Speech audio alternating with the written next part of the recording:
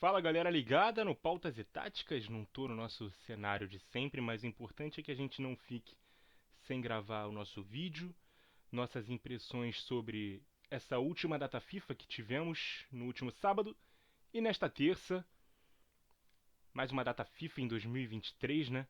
Cuja qual a seleção brasileira enfrentou dois adversários africanos, Guiné e Senegal. Simbólico, né, por ser também uma data em que a CBF reforçou suas campanhas contra o racismo, sofrido pelo Vinícius Júnior. O que me intrigou é que um desses amistosos aconteceu inclusive na Espanha. E foi justamente nesse primeiro jogo que um amigo do Vini, né, foi recebido no estádio com uma banana pelo segurança. Mas enfim, a gente já falou que tinha que falar aqui sobre como o racismo deve ser combatido no futebol. Quem não viu o vídeo, vai lá ver. A gente vai tentar falar aqui sobre o time em campo, que inclusive contra a Guiné jogou todo o primeiro tempo com um inédito uniforme preto como parte dessa campanha antirracismo. Enfim, é difícil tirar alguma conclusão porque a gente sabe que o Ramon não vai ser o técnico durante esse ciclo. Mas também não sabemos por quanto tempo ele vai estar como técnico da seleção e o quanto esse período de tempo dele vai ser proveitoso para preparar o terreno para o próximo treinador que virá. Depois, mais pro fim do vídeo, eu quero dar também uma opinião nessa história de Ancelotti, que inclusive já encheu meu saco, mas eu quero confiar na apuração dos colegas jornalistas, beleza? Contra a Guiné, uma grande vitória por 4-1. Gostei muito da escalação que foi a campo nessa partida. Ederson no gol, né? O Alisson não pôde jogar. Danilo de volta à lateral direita. Militão e Marquinhos, que devem ser a zaga titular, a não ser que o Militão seja relocado para a lateral direita. E o Ayrton Lucas, muito bem convocado, merecida a convocação dele, e testado especialmente no primeiro jogo, no segundo nem tanto. Casemiro e Joelinton finalmente tendo a chance na convocação, sendo titular, fazendo gol, inclusive. A tendência é que ele seja muito importante ao longo do ciclo mesmo. E o Lucas Paquetá. Eu não vou tecer mais comentários sobre ele, beleza? Causa alguma polêmica, algum desgaste na minha parte. No ataque, Rodrigo na direita, Richarlison de centroavante e Vinícius Júnior na esquerda. É um time com muito mais cara de seleção brasileira titular pro ciclo. E é legal a gente ver isso, principalmente num time que não tem o Neymar. Mostra que a gente não tem a dependência dele. E que dependendo do caminho que tomar pra carreira, né, falando do Neymar, ele que já tem mais de 30 anos, chegaria a 34 em 2026. Eu não sei se chega bem à próxima Copa. Mas o fato da gente ter bastante jogadores jovens e promissores, né? Ótimas referências também entre os mais experientes, já me deixa menos preocupado em relação à transição de ciclo. O Vini me parece mais pronto para assumir o posto de principal jogador, o Casemiro como novo capitão, a zaga tem um ótimo nível. Eu senti falta de uma maior utilização do Wanderson na lateral direita, principalmente no primeiro jogo. O Pedro também teve pouquíssimos minutos nessa partida contra a Guiné. Inclusive o Richarlison perdeu uma chance incrível no segundo tempo. Isso depois de uma coletiva que ele chamou a responsabilidade. Disse que a camisa 9 é dele, que o homem gol da seleção é ele. Eu não teria tanta certeza, né, por conta da fase dele, né, que se não for boa, se continuar não sendo boa como não foi a última temporada, não pode sustentar, né, uma convocação automática que ele talvez ache que mereça, pelo que ele já fez e não pelo que ele vai fazer ainda, até por ser jovem. E também, principalmente, devido à concorrência, né? O próprio Pedro, o Vitor Roque, o Arthur Cabral, que não deve ser descartado, o Hendrick, que futuramente vai ser uma opção, enfim. A seleção jogou num 4-3-3 quando atacava, no meio o Casemiro, né, na frente dos dois zagueiros, o Joelinton à direita, o Paquetá à esquerda. Uma variação que se viu foi o Danilo segurando como base, soltando mais o Ayrton Lucas do lado esquerdo. O Paquetá centralizando, o Vinícius tendo mais liberdade para encostar no Richarlison. Era um falso 3-5-2, né, que defendia um 4-4-2, com o Vinícius subindo pressão e o Paquetá abrindo um pouco mais na esquerda. E aí o Vinícius se mantinha mais à frente, né, como esse segundo atacante. À medida que ia recuando, o time poderia voltar para o 4-2-3-1, com o Vinícius voltando para a esquerda, o Paquetá se mantendo por trás do 9. Os outros gols dessa partida contra a Guiné, além do gol do Joelinton, que a gente já rapidamente citou, foram do Rodrigo ainda no primeiro tempo, aí Guiné diminuiu o placar, e tivemos o Militão de cabeça no segundo, e o Vini de pênalti fechando o placar. Agora o teste contra Senegal era bem mais pesado, esse segundo jogo dessa terça-feira. Um adversário mais qualificado, atual campeão africano, considerada a melhor seleção do continente africano, jogadores de qualidade como Koulibaly e Mané principalmente. Para esse jogo o Brasil foi com duas mudanças, uma por opção, o Casemiro foi substituído pelo Bruno Guimarães, e a outra por lesão, saiu o Rodrigo, entrou o Malcom. O Rodrigo não tinha condição de jogo, assim como o Alisson também não teve. O jogo começou até equilibrado, né? O Brasil construindo bem pelos lados do campo, principalmente explorando o lado esquerdo com o Vini, as subidas do Ayrton também. O Senegal teve uma boa chance com o Mané, que dominou errado e não conseguiu finalizar, né? Uma bola que ele recebeu sozinho dentro da área. Isso até o gol que o Brasil marcou no primeiro tempo, abrindo o placar aos 11 minutos. Uma belíssima assistência do Vini para o Paquetá marcar de cabeça. Ele apareceu sozinho no meio da zaga senegalesa e abriu o placar. O Richarlison perdeu a chance, né, do segundo logo em seguida, depois de receber um ótimo passe do Malcom.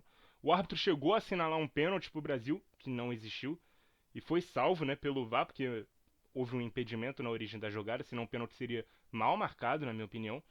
E aos 22, ainda da primeira etapa, veio o empate, né? Cruzamento da direita mal afastado pelo Joelinton. O Diallo de primeira pegou no alto, na veia, um chute sem chances para o goleiro Ederson.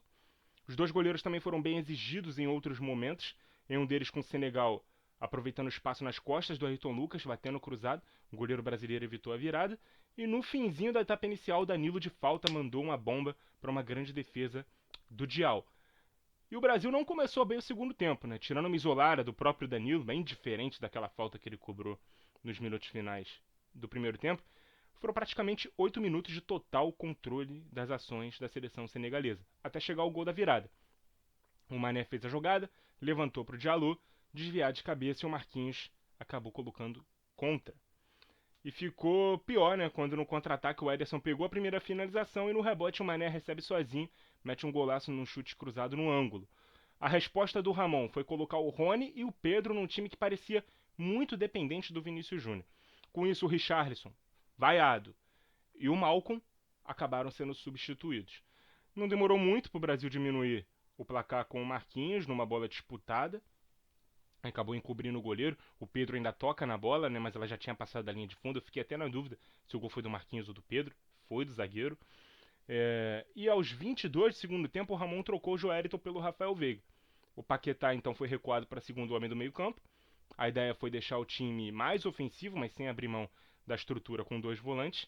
Ainda assim eu teria tirado o Paquetá, porque apesar de ser mais volante do que meia, o Joelinton tem as mesmas características do Paquetá. E aí o próprio Paquetá machuca o ombro e sai para a entrada do André, que é um volante até mais defensivo do que o Bruno Guimarães. Então a gente fica meio que sem entender as ideias do Ramon, mas enfim. Também entra nessa mesma janela de substituição o Alex Telles na vaga do Ayrton Lucas. Mas o principal problema do Brasil continuava. O time continuava a insistir muito com jogadas pelo lado esquerdo. E quando não dava para acionar o Vinícius Júnior com passes em profundidade, a compactação da seleção de Senegal ilhava muito bem os jogadores mais avançados no setor que a bola estava, que a jogada se desenvolvia. Então deixava o time sem opções de passes curtos, né, para progredir. E aí nos acréscimos, passe em profundidade no ataque de Senegal. Ederson cometeu o pênalti, Mané bate deslocando o goleiro e marca o quarto e último gol da partida, 4 para Senegal, 2 para o Brasil.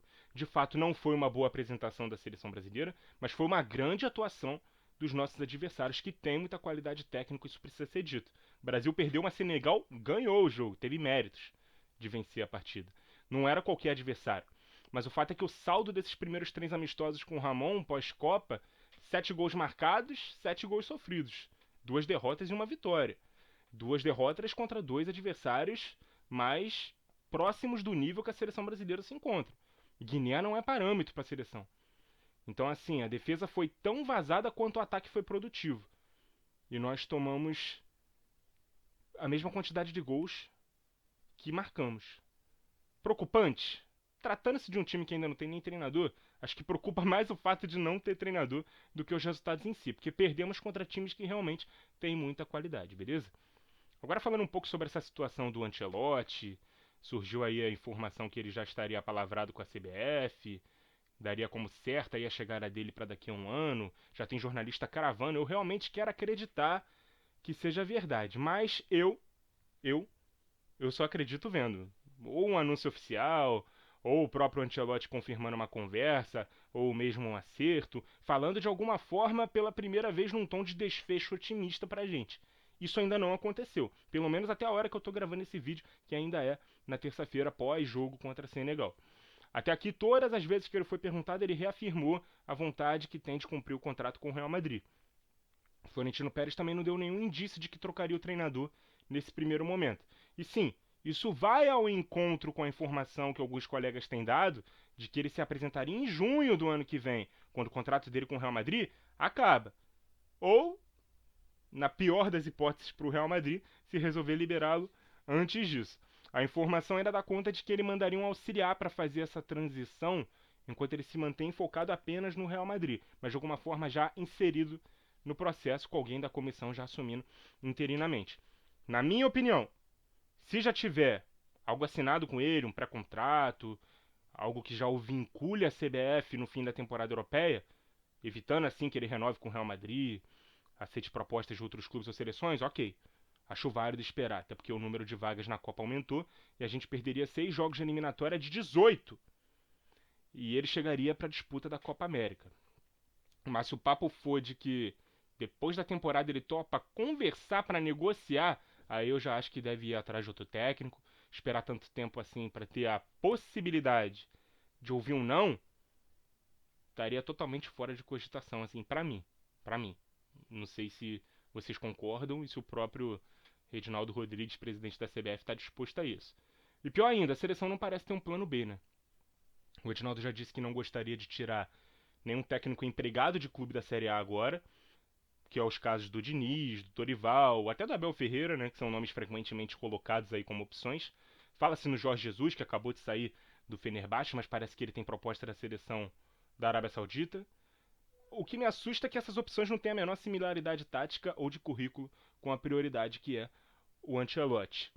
Me intriga, inclusive, a CBF não ter pensado em nenhum momento no Mourinho, no Luiz Henrique, por exemplo, dois nomes que já foram ligados ao PSG, que ainda não sinalizou que vai trocar de técnico. Mas ao que parece vai ser mesmo o Luiz Henrique, né, favorito para assumir o clube francês. Mas enfim, essa novela já tá chata, por mais que pareça que vai ter um final feliz, alguns querem polemizar, questionando se vale realmente a pena fazer tanto esforço por um técnico estrangeiro, mas não é porque só é um estrangeiro.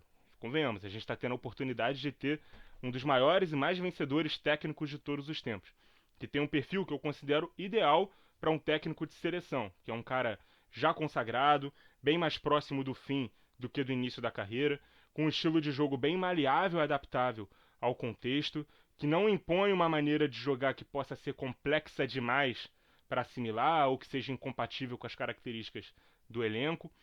Sendo assim, é um cara que depende menos do dia a dia para desenvolver um trabalho em seleção, que não tem o dia a dia de um clube, mas é um cara que é bem quisto por vários jogadores brasileiros historicamente, que montou diferentes grandes times em vários países, currículo multicampeão. Então, se há essa possibilidade, sempre vale mesmo a pena esperar. Mas repetindo a minha opinião, o Ancelotti vai assinar agora um pré-contrato que garanta o vínculo dele com a CBF quando o contrato dele com o Real Madrid acabar, ou porventura se ele for demitido, então ok, vale a pena esperar por ele.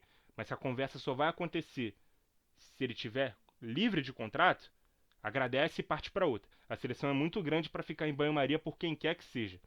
São duas situações diferentes. Esperar por um sim que eu já tenho, eu topo. Esperar por um talvez, eu concordo com quem tem usado a palavra humilhação para se referir a isso, né, sobre essa espera. Tá prometido aí um pronunciamento oficial da CBF no dia 30 de junho.